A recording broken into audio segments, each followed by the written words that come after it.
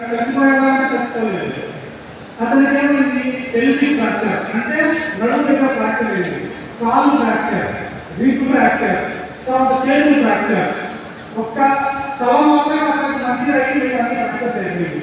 అతను lifelong wheelchair board లేకపోతే bedridden. ఇది దారుణ సిచ్యువేషన్. ఇంకొకటి పురుగుల మందు తాగుతారు.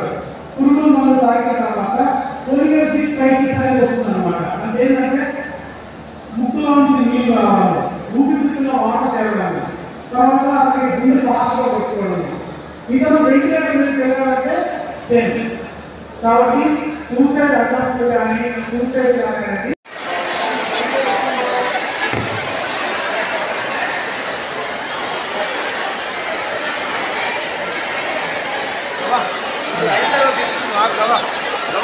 ఇది ఎన్ని నిన్నని గవా సివిఐపి చైర్స్ అన్ని నిన్నని.